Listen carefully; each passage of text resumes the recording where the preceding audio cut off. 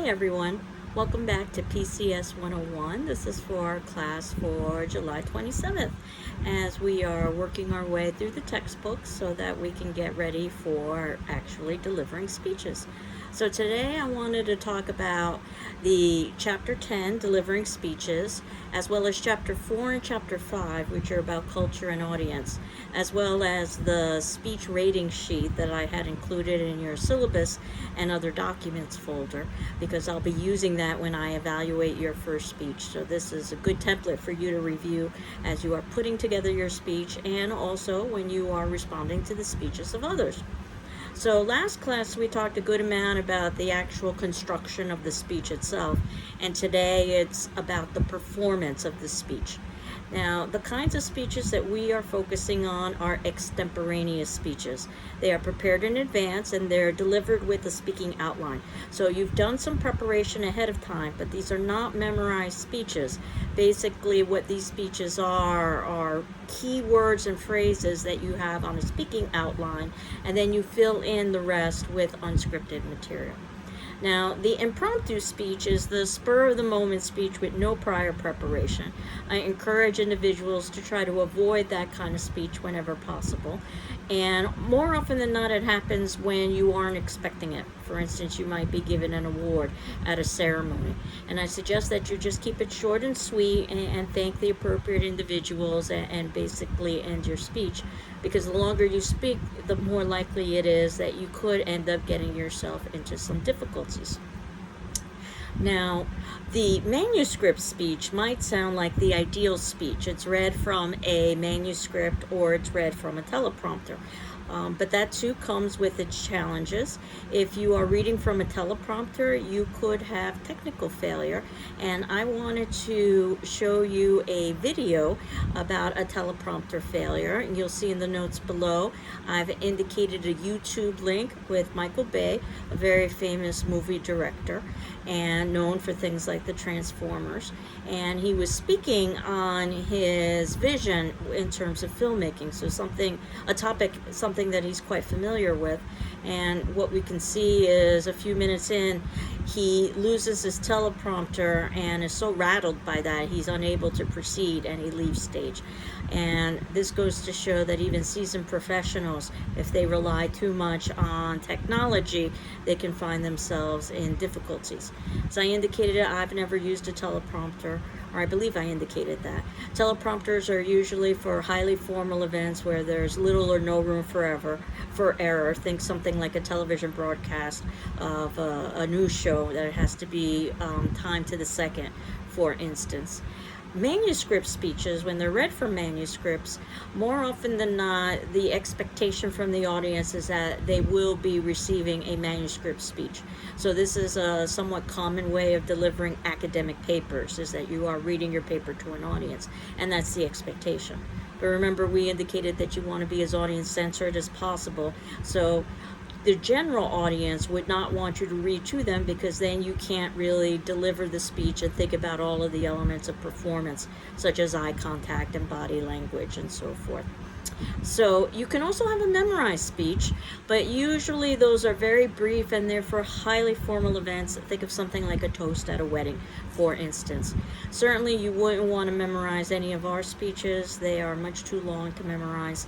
And also, if you are tempted to do an impromptu speech with your first speech because it's an autobiographical speech and you know the material, keep in mind again the difficulties involved in actually delivering a speech where you've got to think about eye contact and body language and content as well as breathing. So even a subject matter that you know very well, like yourself, can lead to a certain amount of challenge, which is why I wanted you to have the autobiographical speech first, because it's a topic that you know very well. And I wanted you to practice your skills with extemporaneous speeches. That these are speeches that are prepared in advance with a speaking outline. Last class we talked about different techniques you could utilize for a speaking outline. Now, thinking about your voice, you want to be conversational. It's as if you are having a conversation with an individual, just slightly more formal.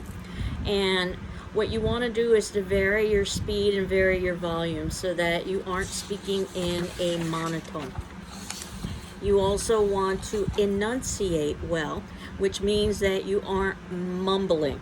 That means that you're forming the sounds clearly. That's different from pronunciation, and pronunciation can vary based on region and locale. And if you are having issues with pronunciation, for instance, English may not be your first language, and you're concerned about that, you can even tell the audience at the beginning that you've got an accent. If they're having difficulty understanding you, to please let you know. That puts the burden of responsibility on the audience, not necessarily on you. But think about how even regionally we pronounce things differently. Bernardston or Bernardston. If you want to think about something like Harvard or Pak the Ka and Harvard Yard as opposed to Harvard. Even something like coffee as opposed to coffee. So there are lots of different ways that you can pronounce words. So, and pronunciation isn't something that you are going to be able to change overnight. Again, you just want to be able to make sure that you are enunciating or forming the sounds clearly enough so that your audience can understand what it is that you're saying. Even pausing can be highly effective. You can use that for dramatic input, and you can also use that as well just as a way to collect your thoughts.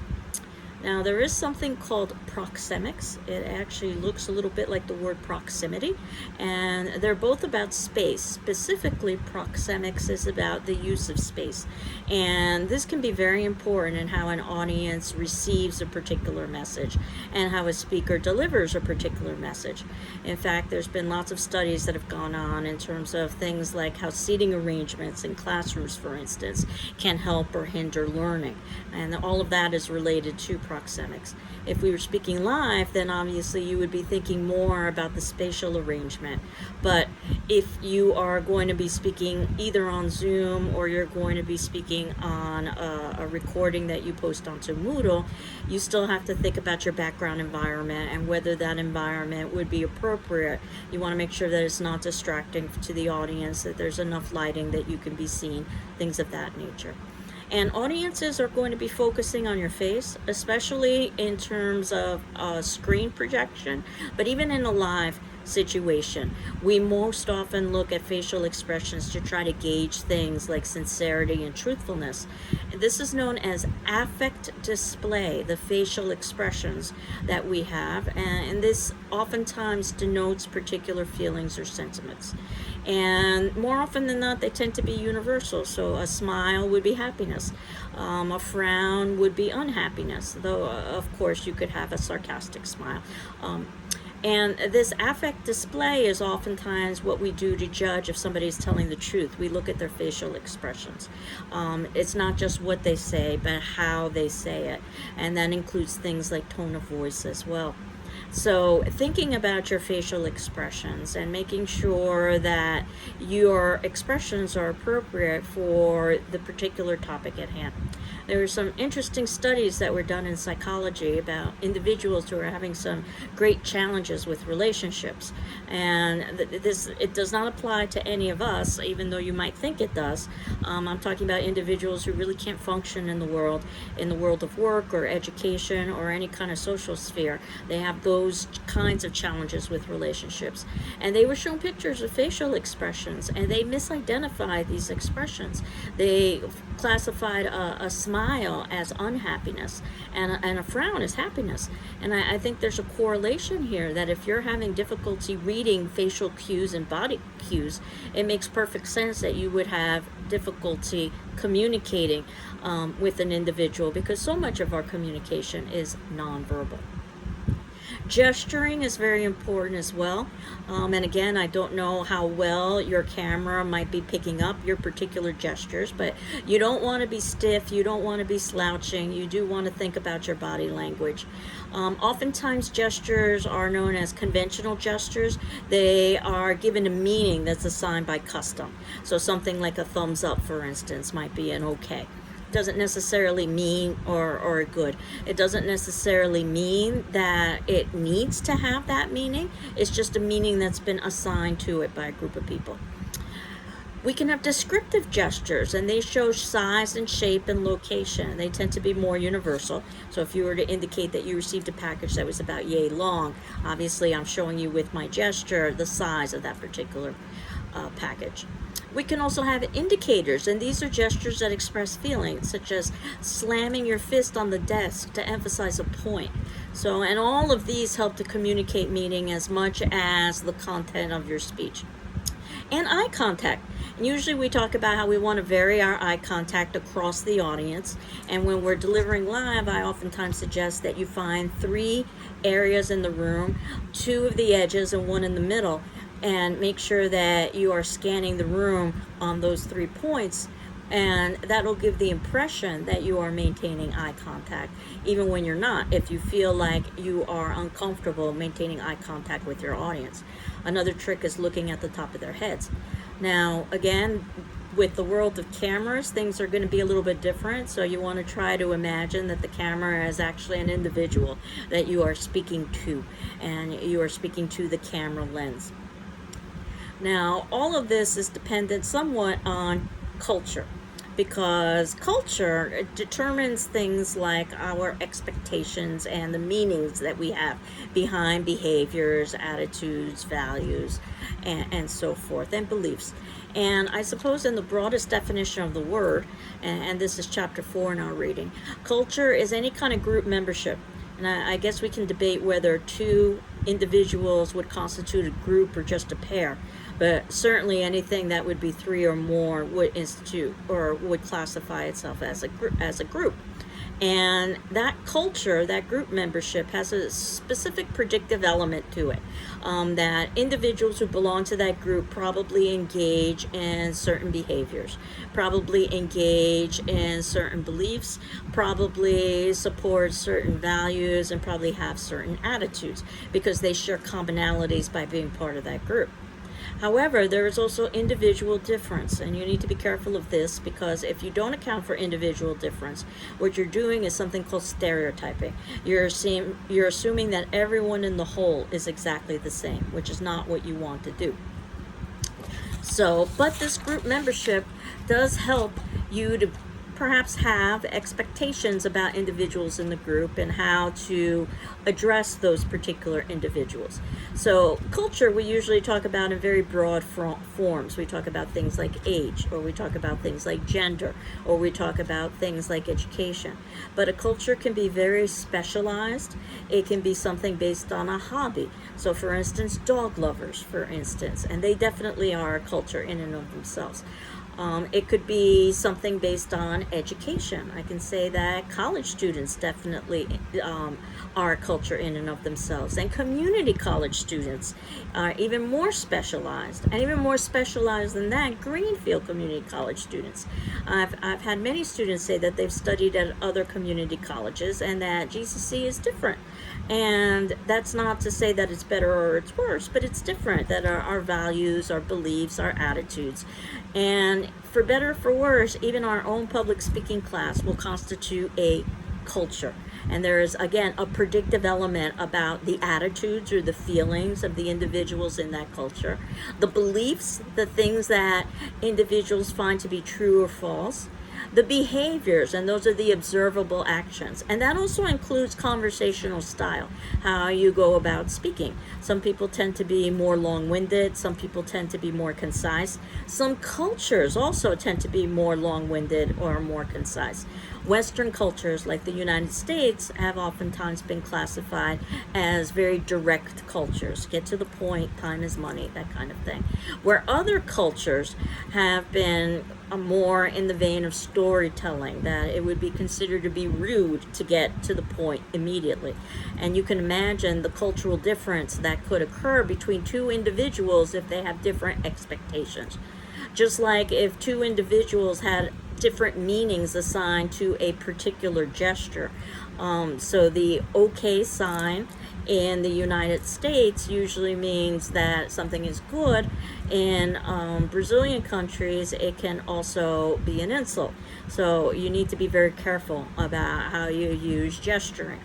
And when you think about how the OK sign has now been co-opted by some groups in the United States to signal hatred, you can see how signs and messages can change over the course of time as well. So thinking about all of this is a lot to consider when you're also thinking about introductions, bodies, conclusions, breathing, and all of the rest. But just to keep this in the back of your mind, that your audience is going to be made up of many cultures. So we're talking about the United States being multicultural. And all of us belong to hundreds, if not thousands, of different kinds of cultures. And obviously you can't necessarily address every single element of every single culture, but you do want to be sensitive. So for instance, age, for instance, if you are speaking to a group of children, that already would give you an idea of what might be appropriate or inappropriate in terms of vocabulary or subject matter. And it could be very different with another age group, let's say a group of adults. So knowing that, and also knowing that cultural expectations can change. While in Western societies like the United States, eye contact is viewed as a sign of engagement, as a positive.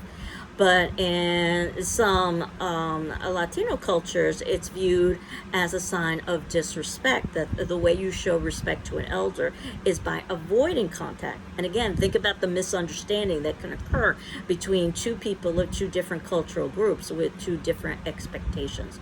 So at least you just want to be aware of this.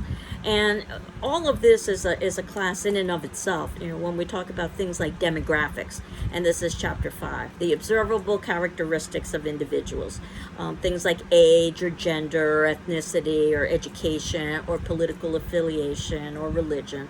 And this is big business. Oftentimes advertisers spend a good amount of time trying to figure out who the demographics are or what the demographics are for a particular product that they are trying to sell, so that they can cater the message to that particular group.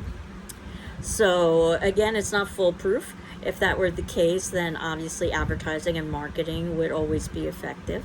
But a good advertiser, a good marketer is well aware of who their audience is and what their beliefs and values and expectations and behaviors are likely to be. Now, in the chapter 5 about audience, it also talks about a hostile audience. I doubt any of you would ever be in this particular position where you are going to be seeing a hostile audience or exposing yourself to a hostile audience. Usually you do that in a very deliberate way. For instance, a politician who is speaking to the other political party, so they're quite aware of the situation they're in. But you might be presenting to a skeptical audience. And there are some techniques, that I don't have necessarily a magic bullet, but there are some techniques to assist you to help interact with that kind of audience, whether they be skeptical or even hostile. Establish goodwill, that ultimately your intent is good. Establish areas of agreement. Now, oftentimes we focus on places where we disagree, but you could easily just focus on places where we agree on things, so that at least we have some commonalities. Use credible outside sources, because that gives a certain level of reliability and validity to your arguments. And for the third speech, or persuasive speech, you are going to be using outside resources, and we'll talk a little bit about finding credible outside resources when we get to that point. Always be professional in your demeanor, in your content, in your presentation, because that will at least earn your audience's respect. Use humor, albeit appropriately. You want to remember that humor is oftentimes culturally based and sometimes individually based. So what might be humorous to one group may not necessarily be humorous to another. And be multi-sided. Sometimes people just want to have it be acknowledged that there are other positions, or what I call the elephant in the room, rather than pretending that it doesn't exist at all. So those basically are the major elements in the textbook that you would be taking with you for the speeches that will be coming up. And the speech rating template that I have in the syllabus and other documents folder basically is a summary of all of these points that we've been talking about. That when I am viewing your speech, you can see that the speech is going to be divided up into introduction, body, and conclusion. That would be for the content of the speech. And for the introduction, we've got, are you doing something to get your audience's attention? And you can go from a scale of none to needs improvement to good to excellent. You know, and it could just be as simple as saying hello to your audience. You don't necessarily have to do something startling. And then you need to have some sort of a transition so that you can move into your preview statement for your body. And your body needs to have some sort of a clear pattern. We talked about there is no one way to organize a speech, but you want to make sure that it makes sense to your audience members, that you are stating your main points and developing those points with details.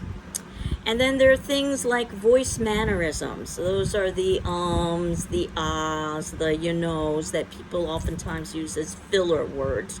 You want to try to avoid using those and just take silent pauses in those places. And there's nothing wrong with a few ums or ahs, but if it gets to the point that the audience is beginning to concentrate on the number of ums and ahs that you've got, then obviously it's becoming a distraction. And well-chosen words, even though, again, we don't necessarily have the luxury we would have when we were writing a paper when we could be that precise. But again, we want to be clear enough so that the audience understands what it is that we're saying. And then our conclusion, where oftentimes you give some sort of a summary or a restatement, and then a concluding statement to let us know that you're done. And then there's the delivery piece, and that's what we were talking about today. The eye contact. And again, in Western cultures like the United States, the assumption is that your speaker will be maintaining eye contact with the audience. Body movements, and again, you want to avoid extremes, either being too still or being too fidgety. Again, you want the audience to be concentrating on your speech, not on your body movements. Your vocal quality, and that includes things like your volume and making sure that you can be heard. Articulation. How well are you forming the sounds of words that you aren't mumbling? And lastly, enthusiasm. Because if you're not enthusiastic, there really isn't any reason for us as audience to be enthusiastic. So even if you have to pretend to be enthusiastic, but you want to be able to give the audience a sense that you're invested in what you're talking about, because that'll help the audience become invested. And then I will just use this template and add a few comments and then put a letter grade on it and return that to you via email so that you can see your feedback for the first speech. And I'm also going to ask you for the first speech that you send me a copy of your speaking outline. So again, I want a copy of what you are actually using when you are delivering the speech, just so that I can give it a quick overview and give you some suggestions perhaps, or some commentary. I'm grading that on a very informal scale of check mark, with a plus being excellent, check plus being very good, a check being satisfactory. And again, in the real world, you would never show your outline to anybody, but this is a kind of workshop situation, so I wanted to be able to take a quick peek at it. And by the time we get to the second speech and the third speech, I don't even bother with the speech rating template. I just write individualized comments for each of you for your particular speeches. So to give you an idea of where we are now, we're basically going to be transitioning into the actual delivery of speeches for the semester. Our next class is Thursday the 29th, and I have our first quiz scheduled. And if you'll remember, there are 4 quizzes over the course of the semester. Each of them are 20 questions. Most are short answer, but some are true, false, and multiple choice, based on the textbook readings and the content that I've covered in my videos as well, just to make sure that you've been keeping up with the reading and that you've been watching the videos. It is open book, open notes, so that you can refer to your videos and the class notes, and you can also refer to your text. And you've got 24 hours to submit that in to me. So I will have that posted on Thursday the 29th by 9 a.m. and then you would hand that in to my email on Friday by 9 a.m. What I also wanted to do next class was to make sure that I could set up some practice sessions with each of you for speech number 1. And those practice sessions should occur before the 3rd of August, which is Tuesday, because the 3rd of August is when you are actually going to be performing your speech. So from now to any point up until your first speech, please set up a practice session with me. There are lots of different ways you can go about doing this. We can interact via email if you want to do that. If you want to send me an email so that we can arrange a time for a phone call or for a Zoom session, we can do that as well. Whatever is most convenient for you. I just wanted to make sure that both of us were feeling, or more importantly, that you were feeling comfortable with your speech, and that I had a sense as to how you were going to be proceeding with your speech. We could also do it via chat room if you prefer as well, so there's lots of options. So do contact me before the 3rd of August about how you would like to go about having some sort of a practice session. You don't necessarily need to deliver the speech in its entirety. I just want to have a conversation with you about how things are going with the construction of the speech, and do you have any questions or issues that I can help you with. So what I wanted to do for today, which I thought would help you with actually delivering the speech, which is what we are going to be doing next Tuesday, is have you watch 3 sample autobiographical student speeches. So these are student speeches, and much like yourself, and they were posted on YouTube, so I'm assuming that they are available for public consumption. So I've got 3 different autobiographical speeches, and while you can't necessarily judge these speeches based on length, because they may not necessarily have had the same criteria that you have, which is 5 minutes. And it might be difficult to evaluate it with volume because you can adjust volume. Certainly you can evaluate the speeches in terms of presentation and content. And what I thought these speeches might do as well is give you some ideas of how you could proceed with constructing and finally delivering your first speech. So for today's attendance question for our class discussion forum, and that would be due on Wednesday the 28th by 9 a.m., if you could list 1 strength and 1 weakness from each of the 3 sample autobiographical speeches. And again, you've got 3 different autobiographical speeches to watch. So the links are in the notes below, so I'm going to leave you to watch those. Identify a strength and a weakness from your perspective for each of the speeches, and put that in our class discussion forum, and that'll be your attendance for the day. And I hope you're all doing well. I am doing well. Again, you don't necessarily have to respond to the comments of your peers, but do read their comments and read my responses as well. And you can see we've got a teeny tiny class. We have just 3 students, but we will forge ahead with our 3. And I make 4. So at least we've got a small group, or a small culture, if you wanted to think of it that way. Again, I'm doing well. I hope you're doing well. And next class, I will post the quiz. Take care. Bye-bye.